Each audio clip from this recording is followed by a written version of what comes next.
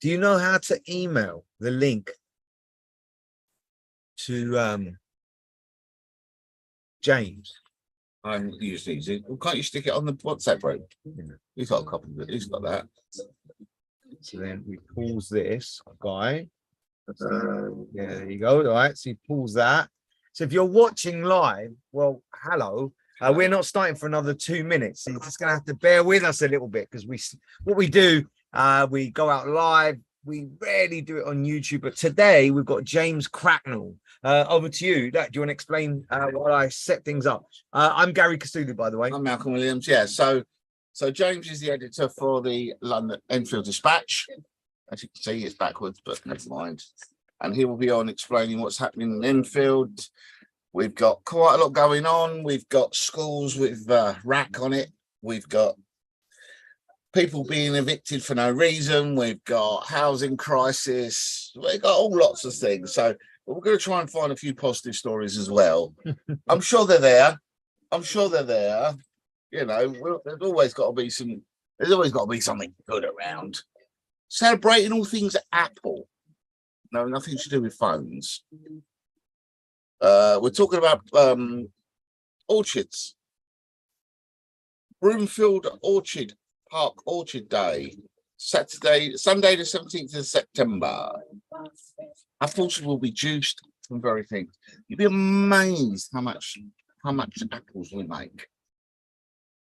Apple seasons are actually, bit of FYI, tend to be broken up into 2 seasons. So you have Northern Hemisphere and Southern Hemisphere. So Northern Hemisphere includes us, UK, France, and then Southern is go live. Go on, finish off. Southern is New Zealand, things like that. So yeah, it's 2 distinct seasons. But apples tend to be stored for months and months and months. So when you think your apple you get in the UK is straight off the tree. You ready? Oh no. Yeah, we're ready. There you go. There you go. It's not. Your knowledge is unbelievable. Right, so here we go. 3, 2, 1. We're still playing music. We're still playing. I have to stop that. We're getting our funking, yeah, because we'll get demarcated and whatever. Oh my God, where is it though? Copyrighted. There it is. All right. Copyrighted. Good morning, everyone. If you're tuning in, you've tuned into the best local live show going. My name's Gary Castulu. My name's Malcolm Williams. And the show is pretty rubbish without you. We want to know what's on your mind. You can change the flow of the show. Tell us what's on your mind. What's going on? Has your school been shut down because it's got rack? Are you thinking India, global events, India, the G9? What's your opinion on that? I want all your opinion. Today, we're very lucky. Once a month, James Cracknell comes on. He's the editor of the Enfield Dispatch, and he should be on any second. And we're going to go through the paper. How's your week? You came back from that expo. Yeah, so had a busy week. I had I was at a horticultural expo up in Macclesfield. The show was really good. The only downside was it was held inside greenhouses. So you can imagine it got a little bit toasty. We really want to hear your opinions. James is just coming on. Let us know. We go through the newspaper. And we want some positive stories. The sun's out. Everything's wonderful. It's got to be something positive. James. Hello. Come on, James. Something positive. Well, we should ask, how is your favourite football team? How they're doing? Second in the table, unbelievable. We're signing players from like Man United now. That's how we live. Yeah, it's good. Football money's gone mad. 20, 30, 40, 100 million. I don't know how anyone's going to survive. Well, they're not. That's the problem, is that they're just putting themselves more and more in debt. That's the risk. Manchester United. What a great time to be a journalist in this world. Look, I have to say, if you're anything loosely related with Morocco, today's show, like really, we want to head with our thoughts are with all the Moroccan people. Absolutely. That's a huge story, and I was there just recently, so I mean, anyone out there, look, I hope that certainly makes you feel glad to, we do get earthquakes in the UK. We do. Richter scale luckily, 1. they're very they're not very big. So we got James today, and James comes along once a month. He goes through this beautifully crafted newspaper. Generally, I say to you, look, you lead the way. You be the producer. We'll just be here chatting away. Do you want to start from the front page, or have you got something in mind the way you want to go through this? Yeah, well, housing continues to be the big issue. Yep. There's many different aspects to it that we could talk about. Maybe we could start with the good news is that the first residents have moved into Meridian Water. Yay! Yeah, I saw that. You might look, this is a rival paper, but they do have a picture there of what's going on. Yeah, and I was there too. So they had a big like press event. So the BBC did a thing as well. And it was nice because it gave me a chance to meet the actual residents themselves who are moving in there. So the homes that are being built at Meridian Water, well, the first phase is called Meridian 1. They're building 300 that are under construction at the moment, but they've deliberately built the first 20 as council-owned homes. Oh, right, okay. So the first residents are actually existing council tenants who live in Edmonton that are in overcrowded accommodation that are being transferred to much bigger accommodation. So they're, in both cases, they're 6-person families that have been overcrowded for several years, and they're transferred to 4-bed homes in Meridian Water. And they're really lovely homes that they've built there for the council tenants. Spacious. They've got a balcony with a view of Tottenham Hotspur Stadium. Wow. Oh, well, can't hold that against them. Although in the other direction, you get a view of a building site in the North Circular, but How long has it taken from conception to this? Is it 15, 16 years? Well, if you're talking about actually conception, so that's like when the idea was first formulated, I think we're looking at least 13, maybe 14 or 15 years. Because I know that, because I spoke to Lee Chamberlain, the Conservative spokesperson for housing. Yeah. And he was actually part of the Tory administration, which ended up losing to Labour in 2010. It's like in Enfield, it's like we're a mirror of the national picture, because we had the Tories in before 2010, and then we've had Labour ever since 2010. But so he was part of the Tory administration, and he said that they were talking about Meridian Water. They were coming up with the ideas for Meridian Water in sort of 2009, 2010. So very, very long time. And, I think most people would agree it's sort of longer than you would really ideally want. Lee Chamberlain, I think, put it in stronger terms than that. I think he said it was insane that it's taken this long. In context, during the pandemic, China was building, I think it was something like 1 hospital every 3 months. It was just crazy. Yeah. I mean, but Meridian Water is a complex one, because the site where they're building on now, the homes they're building there now are being built on the former gasworks that were there. Yeah. And that's a very complicated, you have to do remediation works and stuff like that, because the ground will be polluted. But yeah, it has definitely taken too long. I mean, the railway station was opened in 2019. So even though that's, it still seems really new, but actually that was 4 years ago. And I bet nobody has been using it yet. Well, yeah. I mean, what reason is there to use it now? Because and IKEA isn't there, right? So, but yeah, now the residents are there. Things will start to pick up, and it will start to get a bit of momentum, I suppose. But my concern, the next stage can't happen until this stage we've sold all the houses. Maybe potentially is going to be a housing bubble. They call it what do they call it, a correction? Yeah, they call it a correction. So maybe there's gonna be a correction, we don't know. But more concerningly, there's going to be a super club. Who's going to want to live next door? So to where Meridian Water is, opposite it will be one of Europe's hugest nightclubs, and we know young people want to go out and have fun, but who wants to live next to a super club?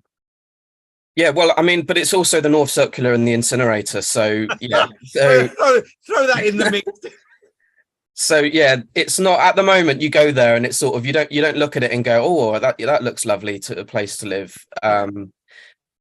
So yeah, I think they are definitely struggling to sell the private sale. So on Meridian One, it's 50% affordable, 50% private sale. I know they are struggling to sell the private sale. They've cut the prices.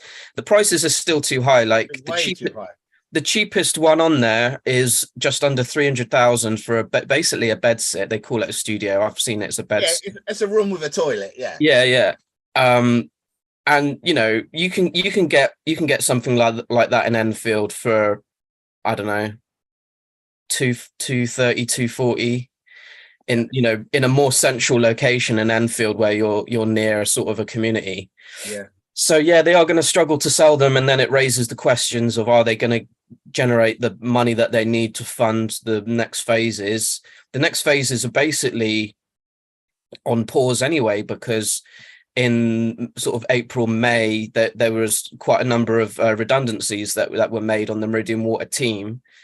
And it was sort of like a bit of a reset. And I think that was in anticipation of the fact that they're going to struggle to get the next phases going, even though they've got planning permission for the next sort of 2,000 homes, I think. So they got planning permission. It's just, and if you're watching currently, that Enfield, I think, is in the top 5 most in debt in the country. So we haven't got money. 10. No, top 10. And I'm guessing, you know, what they're doing at the moment is great, having existing tenants move out and into more space, which is great for tenants. But I'm guessing their rent's going to be virtually the same. So they're not generating any money at the moment by doing this. Yeah, so you brought up the debt, so it's worth sort of how does Meridian, you know, Meridian Water has an impact not just for, you know, the people who might be moving in or the people who live around there or people on the waiting list or whatever. It has an impact on the whole borough, essentially because it's like the councillors put all their eggs in that basket in terms of the housing solutions, but also in terms of finances, right? So so the council, goes back to my story, my August front page for Enfield Dispatch was about the debt. So I wanted to highlight it because, in fact, we've seen this week Birmingham Council has had to declare effective bankruptcy, where they basically say we've run out of money. So it's happening to other councils around the country. It's happened to Croydon in London, and I think Croydon is a useful comparison because it's a London borough and it's also got basically the same sort of size of population, and it has the same similar size of debt to what Enfield has now. Croydon has only slightly more debt when they actually and they've declared I think it's called a section 114 effective bankruptcy. They've declared that sort of 3 times in the last couple of years. So Enfield is basically nearly at that level. And any reports that I've read relating to Meridian Water and the finances around Meridian Water, it always says the same thing, because you have a sort of a heading in these reports that always talks about the risk. Yeah. And they have to always discuss what the risks are with any decision that they make. And what I've always seen under the risk heading in relation to Meridian Water is that there are 2 things which are big risks. One of those is rising interest rates, and another one of those is falling house prices. Yeah. And now we're having both at the same time. Yep. My toes are curling. Oh no. Which is what kind of made me think, oh bloody hell, like so they could be in big trouble. They're not like admitting that they're in big trouble. In fact, when I on Monday, going back to that launch event, I did actually get to talk to the council leader, Nezra Chaliskan, about it, and you know, she was still, you know, really trying to be upbeat about it, and she was sort of defending it and sort of saying that, well, actually what we managed to do by making the decision going back sort of 3-4 years, when they made their decision to invest, you know, a load more money by borrowing, for Meridian Water, they did that at a time when interest rates were very low and record lows, and they locked in, is what she's saying. She's saying they locked in the low interest rates, and she said that was a politically brave decision because the Conservatives were telling them not to do it, and they were getting a lot of flack for it, but they made that decision and they locked in the low interest rates. So according to her, she's saying that the interest rates are not much of a problem because they've locked in the low interest rates, but she did admit that the inflation and the construction costs are a big problem because they're now struggling to make the sums add up, what they budgeted. There's definitely problems in a nutshell, whichever way. Some builder was saying he does some things like comparisons to like 2-3 years ago, like the price of plasterboards like 3 times what it was 3 years ago. Everything has gone up hugely. And how long is that interest rate locked in for? Is it a year? That's a good question. That should have been a follow-up question I asked. I didn't, unfortunately, but she seemed confident that the interest rate thing wasn't a factor, at least for now. So we'll see. We'll see. I mean, at least they've been able to say, the first residents are moving in. They are very nice homes. We'll see what happens. A lot of people are still skeptical. we try and be a positive show. First residents moved in. That's a really positive. Oh yeah, look, it's fantastic for the overcrowd. I mean, there's nothing worse. Are the people in charge capable and competent to follow this all through? That's a question mark. Where do you want to go next? There's some really positive stuff on this page, or your feature page, about the apples, about the young voices, this social enterprise. That's interesting. But you lead the way, James. You lead the way where you want to go. So Broomfield Park's having an apple day that's next weekend on the Sunday, celebrating obviously harvest. It feels a bit weird talking about that when we've got 30 degrees outside, but it doesn't feel like harvest time at the moment. But and there's this lovely social enterprise called Youth Made Place, CIC. So I think the founder of it is a former teacher herself, and she wants to empower young people and give people. She's talking a lot about giving young people more confidence and belief in themselves. So she's a former design and technology teacher, and she calls it a groundbreaking endeavor firmly rooted in the belief that empowering young minds and involving them in co-design, consultation, and engagement processes will pave the way for inclusive, vibrant, and sustainable communities. Sounds really positive. So it's good to hear things like that happening. And they're a social enterprise.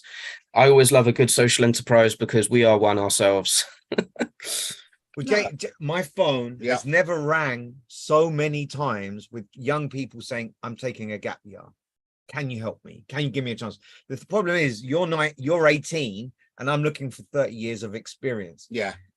I really want to help everybody because without experience, it's just the theory isn't there. But this isn't just my problem. I want everyone to think, well, let's give these young people a chance. I mean, I've been in the game a fair while, shall we say, and usually I think where a lot of problem is a lot of top managers, they're more mature, and they treat kids. Kids come in, they're hungry, they want to do things, they want to get on, and they've got ideas. The problem is, though, a lot of the time, because of how it's always been, they get ignored. They just, oh, you're young, don't be stupid.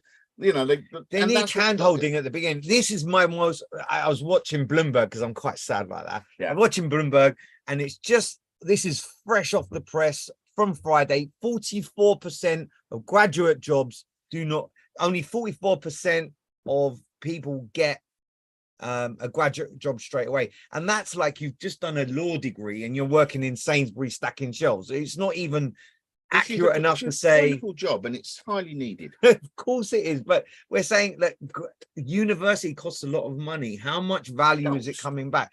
And my message to the businesses is, please take some young people on, just even if it's for a week. I think we're coming up for the perfect storm because you're getting more and more people going to university. You know, before, you know, during my era, there was very few people who actually went to university. It was only people who, like you say, wanted to become doctors or lawyers or things like that. But now it's almost a rite of passage. No matter what you want, you've got to leave school, you've got to go uni.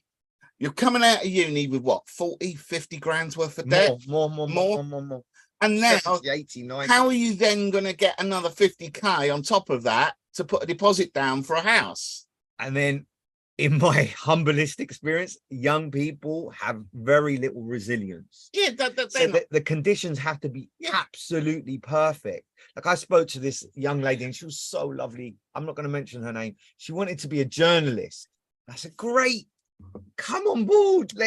I'm offering you a job because that's exactly what I need. Yeah. And she said, I don't think we align, our values align. And I thought, Jesus, you don't even started. But anyway, James, If she wanted to be a journalist, you should have put her in touch with me. I will. Look, because what we do with our social media company is really aligned with journalism. So I think, look, come, we'll have fun. Like, I will say, she's a local girl, so I'll send her your way. Just make sure your values are aligned. Okay. James, can we talk about pubs in Ponders End? I think that's important. Yeah. So this is a story I wrote, I think it was literally yesterday or the day before. So CAMRA, the Campaign for Real Ale, the national campaign, have criticised Enfield Council for their approach to protecting pubs, or lack of approach. I mean, it's weird because in the local plan, which has not yet been finalised, but in the new local plan that is still in draft form, there is a line about protecting pubs. Yeah.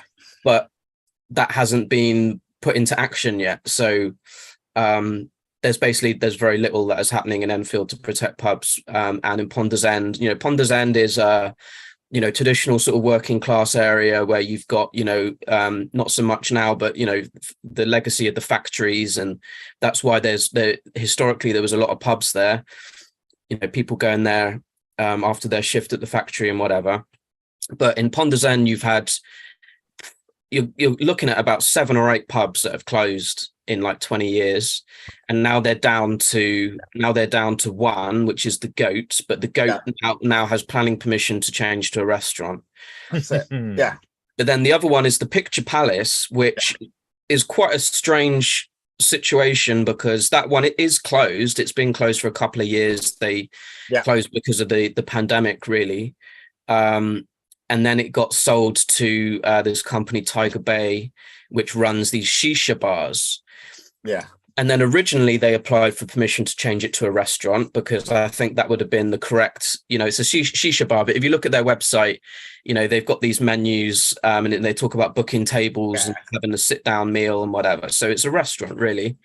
But then they withdrew that application. And then very strangely, they just submitted I don't know if you, it was basically a way of sort of saying, actually, what we're going to do is we're going to carry on the use that was before, which was a pub with food. And they sort of fudged it, and the council has basically just allowed it. And it's very strange that basically they've been allowed without getting a change of use approval to just open as a shisha bar. I think that side of it really needs help. I was really encouraged last week. The government said, if you're a bank, you have to, within a mile and a half or something, everyone needs to be served by a free cash machine. Yeah. And I know that was a thing over there. Like, you literally had to pay £1.50 to get money out of a cash machine. You're on that side of the A10. So hopefully that's been fixed. But the council has tried to, there's a lot of development going on in Ponders End. So you've got Electric Quarter, which is a brand new development, which has opened, and it's, it's a pretty nice development, really. There are some issues there that I've written about, but, broadly speaking, it's a nice development. You've got young people that are moving into that area.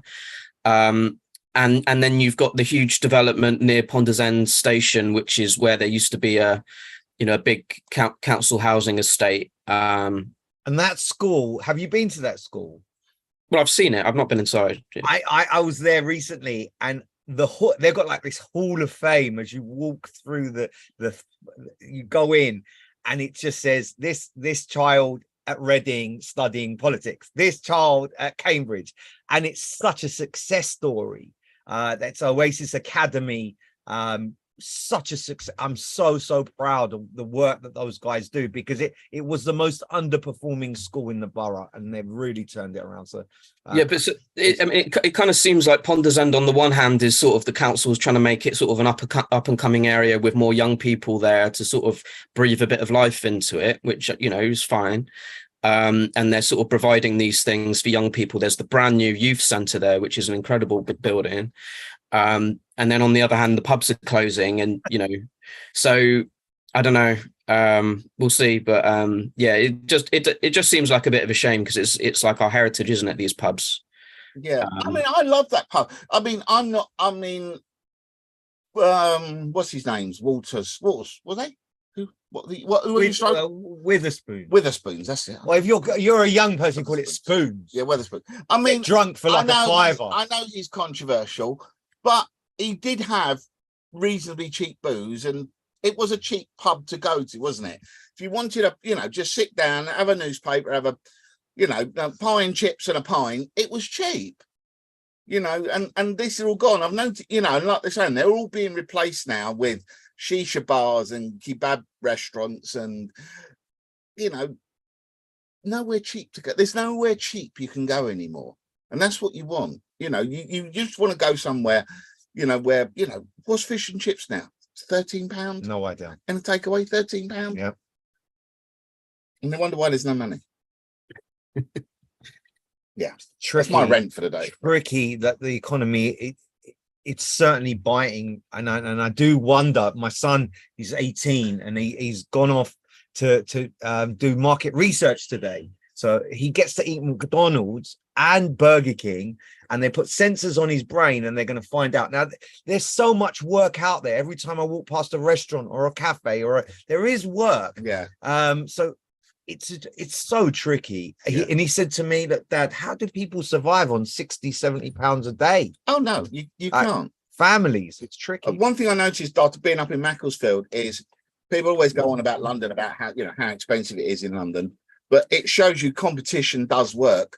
The petrol prices up in Macclesfield are hugely more expensive than what they are down here. Really? Hugely more. Oh, so it's about 147, I think, we're average around here, because you've got all the supermarkets. Okay, cheapest one up in Macclesfield was 157, so that's 11p more. Go London. Go London. Yeah. Mr. Khan, are you listening? You're actually doing something good. Should we go in? Should we go to the biggest controversy to hit London ever? And that's ULEZ. Have you got a view on this? You've got real green credentials, so what's your view? Well, the thing is that I don't own a car, I don't drive, and I cycle to work, so I'm not really someone impacted. Well, the impact on me is a positive one. You know, just talking about me, because if it improves air pollution, which it should, then that's a benefit for me, and I'm not affected by anything else. But I do have sympathy, because I remember meeting someone who worked at a charity who was telling me that not in Enfield, by the way, but someone who was affected by it because they had an old van that they were using for their charity, and now they're having to fork out for a new one. But then the scrappage scheme has been extended, and I don't know all the exact sort of, you know, whether you get a full. I don't know how the scrappage scheme works in practice, but it seems like a good thing, at least, that the scrappage scheme has been expanded. And you know, the mayor's come under a lot of pressure to do different things to sort of lessen the impact of ULEZ, and he has done a lot of the things that people have been demanding him to do, including pressure from the leader of the Labour Party, who hung him out for dry, really. Black and then a local election, didn't they? Yeah, the by-election. Khan got hung out for dry when Labour lost the Uxbridge by-election, and that basically forced him into a corner, and then he extended the scrappage scheme. So, you know, it would have been better if he sort of got his act together a bit sooner and done that earlier on, but he did do it. But I don't know if I can comment on how ULEZ is going so far. I certainly, as a cyclist, you're too young, but I used to cycle behind the bus and literally be choking.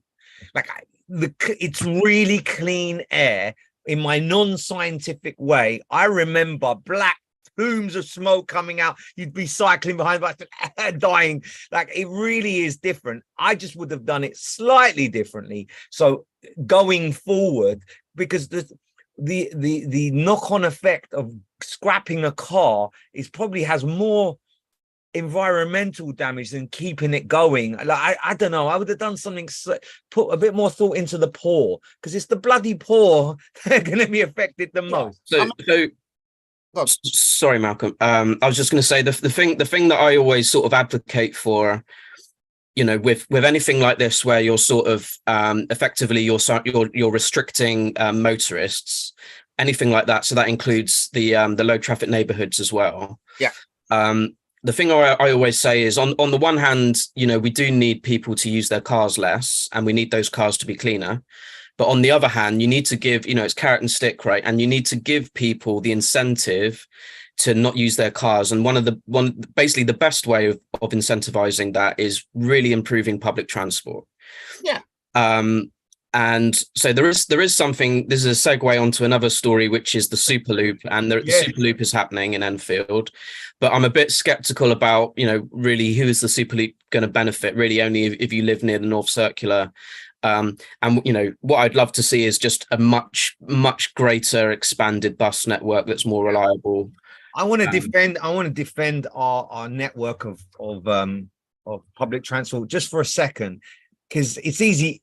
It's so easy for us to criticize. I've come back from a tour of America, and I'm a real advocate of using the local transport system. You really get a feel of the place. So we get to LA, we use the New York subway, pretty safe, reasonably clean, a lot of entertainment.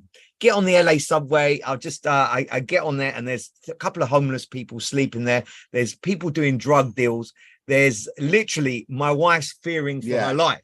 So so we changed carriage, and it's like a repeat of what I saw before.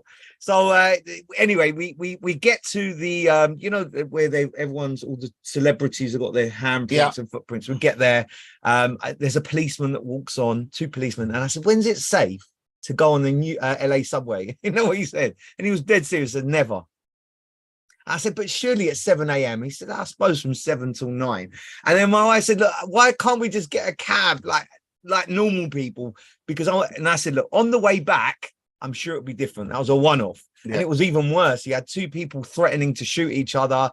Like, we just don't see that on our underground. And like, you see everyone. I love the underground because you've got. Oh, I do. I love it. One thing I tell you, absolutely shocked me was I went out Thursday night to Shaftesbury Avenue to see a show. On the way back, we got on at Leicester Square train station. The train that pulled up, so this would have been about 10:45 at night. It was filthy. Right? No, it was filthy. I mean, we are talking the outside of the train must have had an inch of dirt on it. Which brings us back to you, Les. Like the air down there is about 12 times more toxic than the air up here. It needs to be said, like, I'm gonna spend a bit of money on the underground. That would be for me more authentic. James, do you know where the money's going for all the ULEZ money? Do you know where it's going? Well, we know where it's going for the first 3 years. It's to pay off the cameras. Right. No, I don't know. I don't know. So yeah, so this was announced. He's bought all the cameras on tick. So the first year he's got to pay back 50%, and then the second and third year he's got to pay back 25%. Well, look, they're useful for escaped prisoners. Facial recognition, apparently, it's a good thing. James, do you know where the money is going? No, but what I was gonna continue my theme of public transport. So, like, it's worth talking about that there's a lot of public transport improvements that could be made that are currently sort of not happening or on hold. One of them is the Piccadilly line that affects Anfield. There's supposed to be this signaling upgrade that they've talked about for years and years. Yeah. Because the Victoria line is currently the best example of an underground line where they have on the Victoria line, there's trains every 2 minutes. Yeah. And it is the best, if anyone's been on the Victoria line, it's incredibly reliable. It's driverless as well. There is a driver there, but it's all controlled automatically. So when they do the signaling upgrade on the Piccadilly line, it will become like the Victoria line, and it will be as fast and smooth and reliable. Wow. But that signaling upgrade has been delayed and delayed and delayed. And the last I heard, it's basically there's no sort of timeline on it because TfL has run out of money. But they are getting the new trains. So there's going to be new Piccadilly line trains, but the benefits of those trains, they're going to be nice trains, they're going to be walk through, they'll be more comfortable. But the benefits of those trains will not really be felt until you get the signaling upgrade. And originally they're supposed to happen at the same time. And now instead we're going to get the trains, but without the signaling upgrade, which is kind of like, well, we get a nice fancy train, but we don't get the benefits of the more reliable service. And then another thing to mention is that the Hertford Loop line, the Great Northern route, which I think is probably one of the most used, commuter routes in Enfield, because it goes through Palmer's Green, Winchmore Hill, Enfield Chase, etc. That timetable has still not been brought back to the level it was pre-pandemic. So you're still not getting the service that you used to get 4 years ago. I can give you an insight into. There's a friend of mine that owns a coffee shop on that line, and she said, COVID, it was fine. She said there's so few people using that line that her sales, she literally is on her last legs when it comes. Yeah, but you're not going to get more people using it until you restore the timetable. So you do have to say, okay, we're going to bring back the timetable, then let's see if the passengers come back, because I think a lot of passengers have just given up on using it for that reason. And then you've got London Overground, and if you remember the story from earlier this year, London Overground, at Edmonton Green, we lost the Greater Anglia service at that station, and that hasn't been replaced. And there were questions to TfL about, can you increase the number of trains serving Edmonton Green to make up for the lost Greater Anglia service at rush hour? TfL said no to that. And Enfield Town, still not getting as many trains as it should be getting. It's still quite a poor service there. So there are all these things that TfL could do to boost public transport in Enfield, and they haven't done it. And instead they're doing ULEZ. So I mean, to me, Enfield Town train station is one of the reasons why Enfield, where we are, is so prosperous. Is a fact that you can live out here, you can get on at Enfield Town and be in the centre of London in 25 minutes. That it's a good service, but like you say, it just needs to be funded better. It needs to be. And look, I went in there and I asked the ticket, all the guys in there, because they're so lovely. They're such a good team. Are we going to see less people here? Because I see them helping mums with prams and people with bikes and giving directions. It's a sad place when we just faced with the machine. You have to press buttons. Yeah. Like I get the argument for saying, most people now don't use, they got contactless or blah, blah, blah, blah, blah. But what I want to do is say, fine, take the people out of the ticket office, put them on the system to help people. Like you say, help people put. My feelings about these train drivers. Help people get. You've got a buggy. You go down those stairs at Enfield and things like that. We have to improve the service to get people back on there for sure. What other?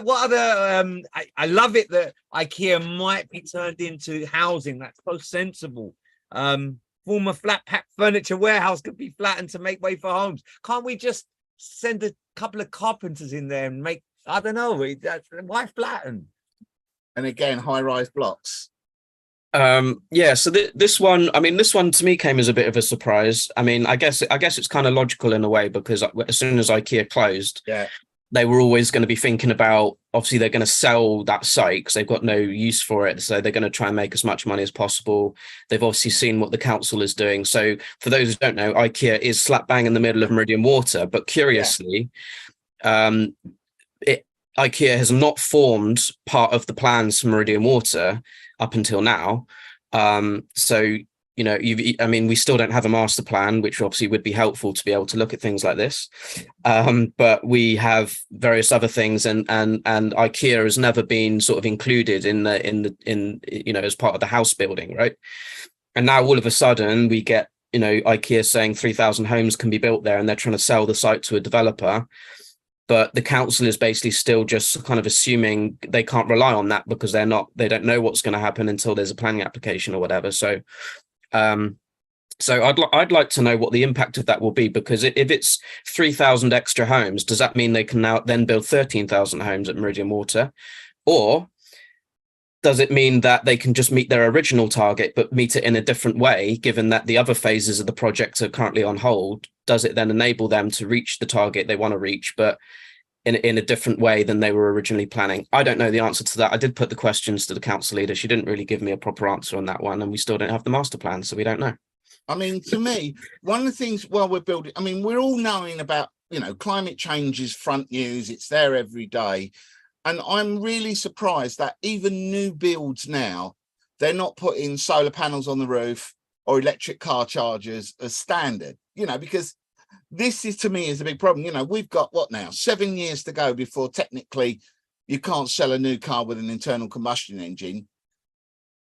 Most people don't have driveways. Most people can't, you've got to charge your car. If you're going to go electric, I would go electric tomorrow if I had a driveway. But, it's not practical otherwise, and while they're doing all these new builds, to put a couple of £100 to put a charger in, couple of £1,000 to put solar panels on the roof, but it's not being done. Everyone's saying on one hand. Would you like to see wind farms in our green spaces in Enfield? Well, this is another thing. I don't know if you read this story, James, about offshore wind farms.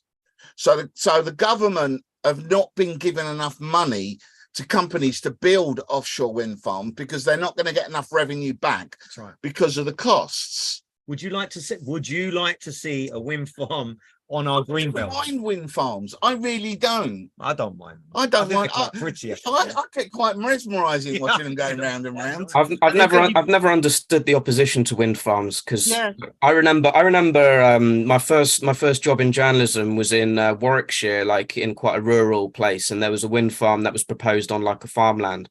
And the village that lived nearby, they were absolutely up in arms about it. And I remember thinking, like, what's the problem? Like, why are you upset about this wind farm? It's going to generate energy.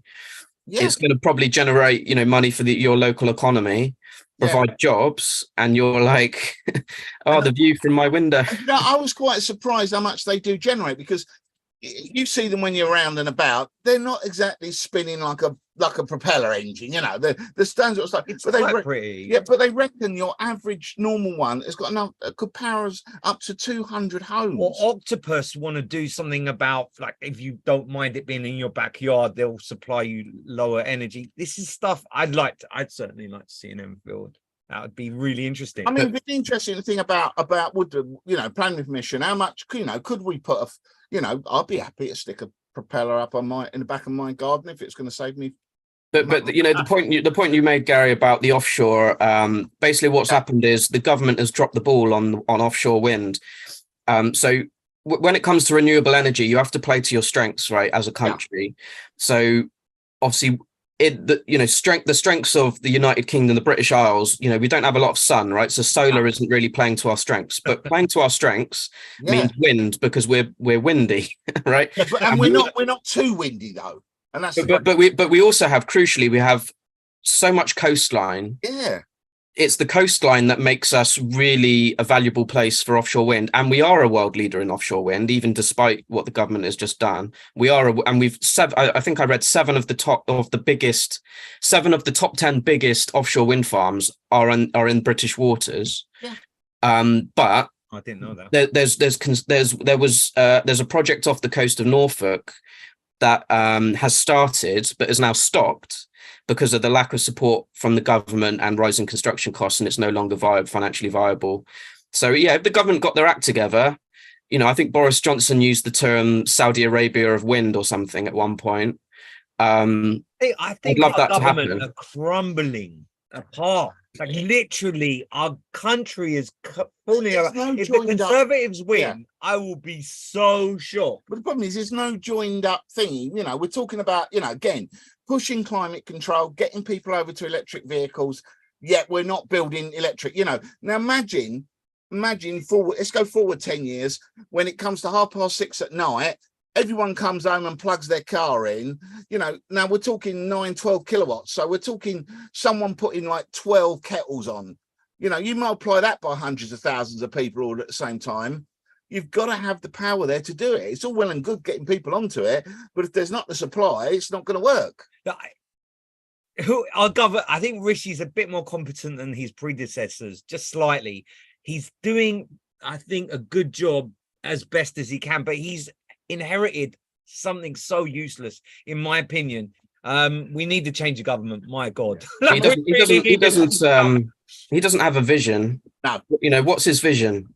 It's firefighting at the moment. I mean, look, he's loving being in India. That's they had what a it is. countdown Yeah. of an Indian heritage Prime Minister of Britain. Do you see? They had a countdown, and it's the first I've seen of his wife. Yeah. They're coming down.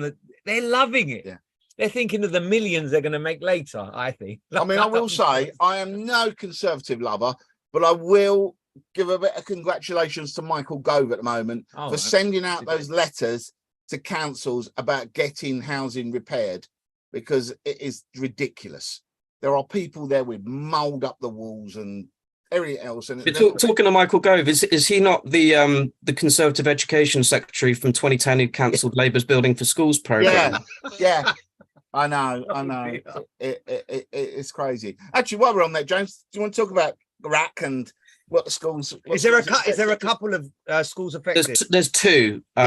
There were fears that there might be three, but they've confirmed it's a primary school in Edmonton. They've confirmed they don't have it, so it's definitely just the two. Obviously, two. That's potentially a lot of people affected. But those schools, so it's St Ignatius and it's Winchmore School, and they're both still open. They've just fenced off the areas of the schools that are affected, so it's I guess minimal kind of impacts really at the moment. But yeah, they both had to, but where's the money going to come from? Because they've got to be fixed. Yeah, I think what we're seeing is like the thin end of the wedge, actually, because I think they've only just discovered this problem. I mean, well, look, I think they were aware of it for a while, but Gatwick and Heathrow have also got the same problem, which shows you it wasn't incompetent. What occurred to me is that we've got buildings, particularly North Middlesex Hospital. Yeah. It sprung to my mind that was a building that was built in that period of sort of 70s, 80s, or whatever. And we have put a question to North Mid to ask them if they know of any rack concrete. I think we did that on Thursday and we've not had a response yet. So let's look out for our website for that one. In your experience, are they not responding because they've got a problem? Yeah, they don't know. But it's I don't know. I don't want to speculate. Like, but basically, just keep an eye on the website. Like, we put that question to them. And I mean, it's not. Let's not get over thing on this. So, it's only an issue under very particular circumstances. So, rack itself is nothing wrong. So, it's reinforced, aerated, autoclave concrete. The issue becomes is if it gets wet. So, if it's on internal surfaces, it's fine. What the problem is actually is it's reinforced. So it's got beams going through it of metal, and because it's a bit like a sponge, it's aerated. If it gets wet, now normally what happens when those bars start to get rusty, if you look at any metal that gets rusty, it expands. Now normally what happens is once the metal expands, it will crack the concrete. So you know there's a problem. You can see the thing, there's a crack. The problem with rack is because it's bubbly, it doesn't crack the concrete. It just breaks internally, so you can't see the damage. That's reassuring. That's the problem. That's reassuring. I have to keep an eye on the time. I speak to tons of young people and I say, do what you're passionate about and time will fly. It will go really quickly. It's like we've blinked and 50 minutes have gone. This is so interesting. I love when you come on. I just so love. And I know that when people watch the replay, if you really want the news, you need to subscribe to this. Firstly, it comes in the post. Yeah, in a lovely envelope. You're first to see it. You're first to see it on an email, so you can see it before everyone else. Yeah, we send it to the people who are our supporters, like yourself, Gary. On the very night that we go to print, don't we? So I love it. I love it when it comes through. Like, you get a bit of it. It's a nice thing. You know it's coming. Please support local journalism. Watching once a month here, you really catch up. And I'm surprised there's nobody called in today. If you call in during this time, you can change the show. You can, but by the way, Gary, did you know, Gary, that we're coming up to our 5th birthday? Are you going to celebrate? Yeah. So we're going to have a birthday party. I'm in the middle of sort of organising it, but at some point, mid to late October, we'll have a bit of a birthday. Can I suggest something, if you want? The mayor said that she's willing to give her chambers away for an event of a local event. Like, if there's not a conflict, she said she would do that if you want. I think I've already got the venue sorted, but yeah. Anyway, so like we're gonna have a bit of a celebration. I think it's a bit of a landmark.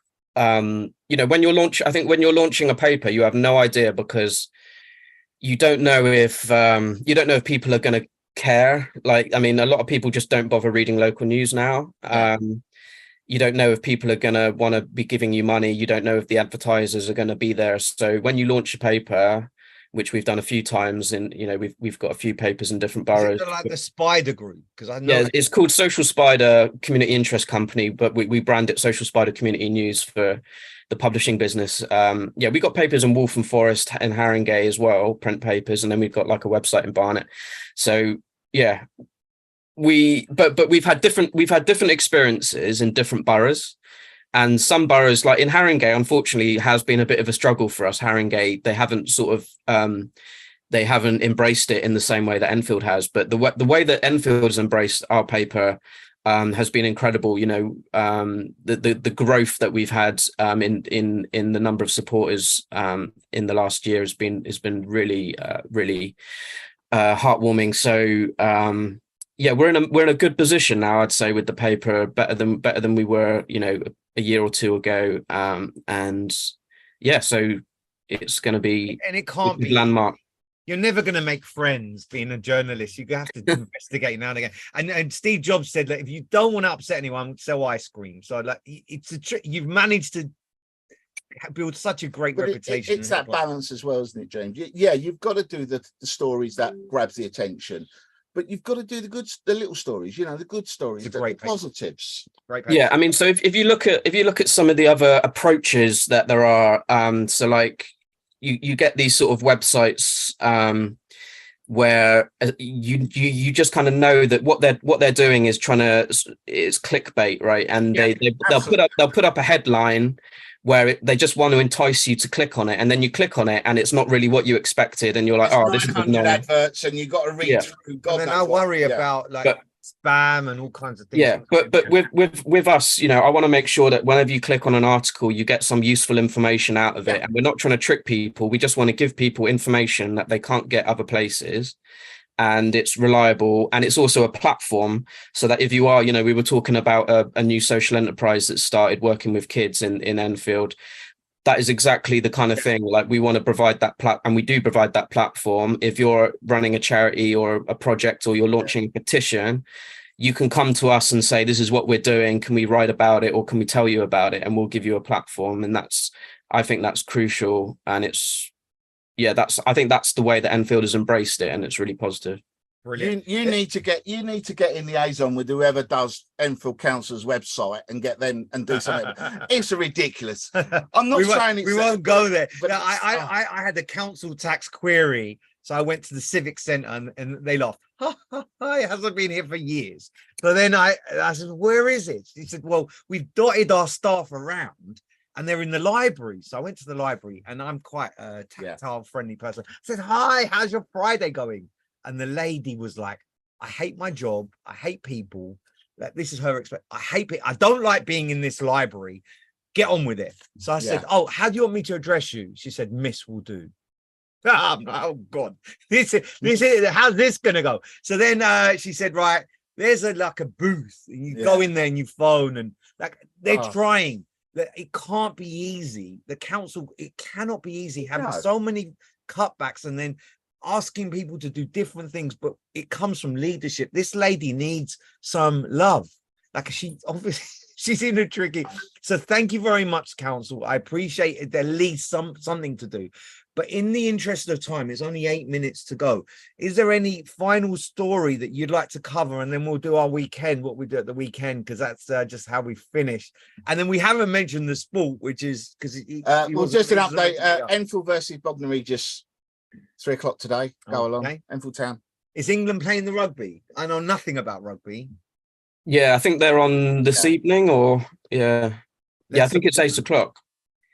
Again, I'm an old fart, but England were the only West people to win the rugby, and I still remember, what was his name, Will something, when he kicked Wilkinson, it. Johnny Wilkinson, and he kicked it and we won, and I thought that was great. I remember watching that because I was a student at university, and it was 7 a.m. because the Rugby World Cup was in Australia. Got it. So they opened the student union at 7 a.m. for us, and so we were getting pissed. We were getting pissed at 7 a.m.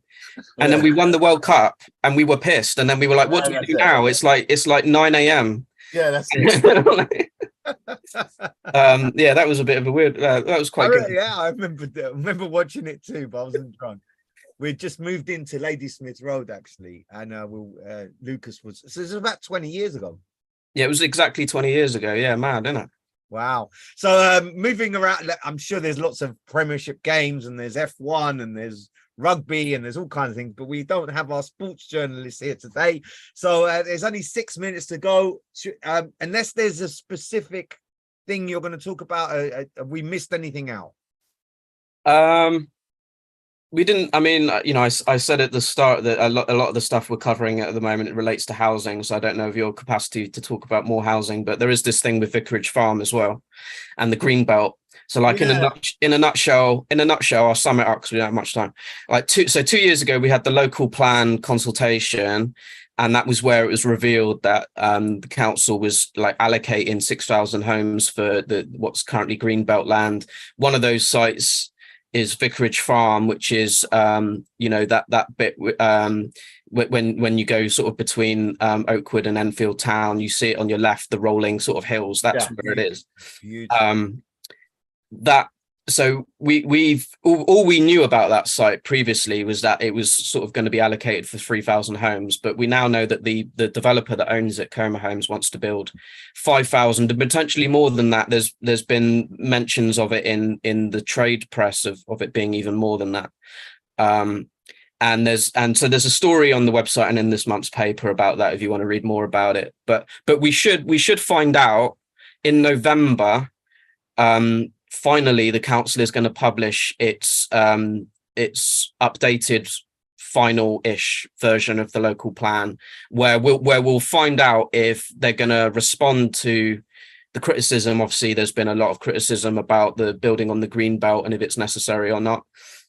Will the council double down and stick to its guns, or will the council make a concession on that? We'll find out in November, so that'll be interesting. I'll come back on the show and really talk about pro Greenbelt. Please keep that Greenbelt. And ULEZ, just scrap ULEZ and keep the. If I had the choice, it would be keep the Greenbelt. Now, there's only 4 minutes left. What are we doing at the weekend? I'm going to have a chill out weekend because I said I had a busy week. Got cooked at a trade show, so I'm just going to rest. Well, I've been a lunatic since I've come back from America. I've worked and worked and worked and worked, and to the point where I've been nominated for most inspiring entrepreneur of the year, which is unbelievable. I don't deserve it at all.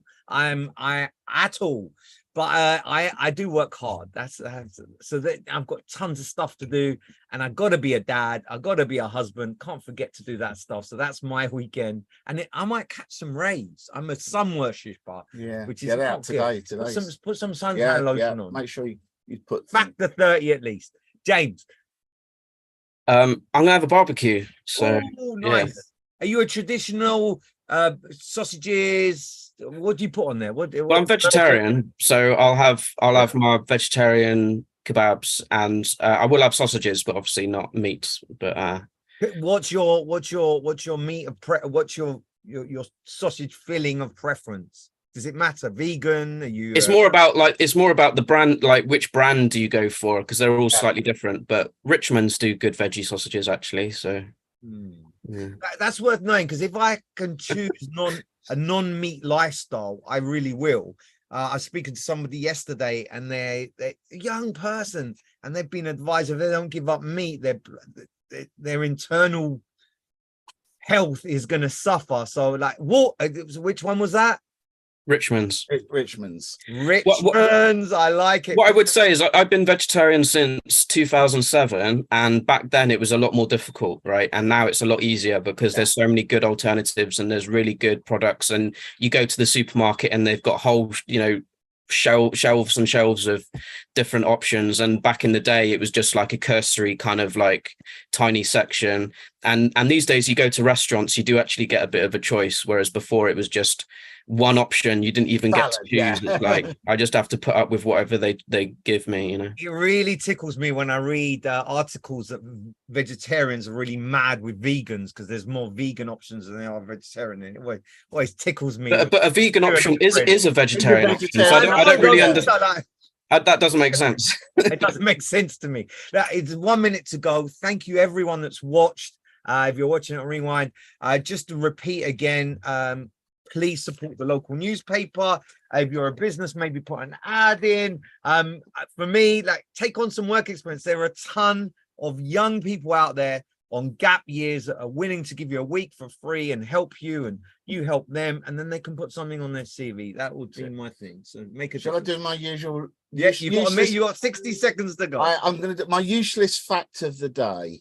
So when Pierce Brosnan, do we all know who Pierce Brosnan is? James Bond. Exactly. When he got the role of James Bond in 1995, as part of his contract, he was not allowed to appear in any other film wearing a tuxedo. And he actually starred in a film called The Thomas Crown Affair. And to get round it, when there was a tuxedo scene, he actually had to have the shirt unbuttoned and the tie undone so he didn't break his contract. There you go. Useless information. James, I hope to see you next month if you can make it. This has been such a great episode, and acknowledge you for your time. Yeah, thanks, James. Cool. Thanks for having me, guys. No problem. Fun. Cheers. Bye. Bye. Stop streaming over there. Close this down. We're all good. And have a great day, everyone.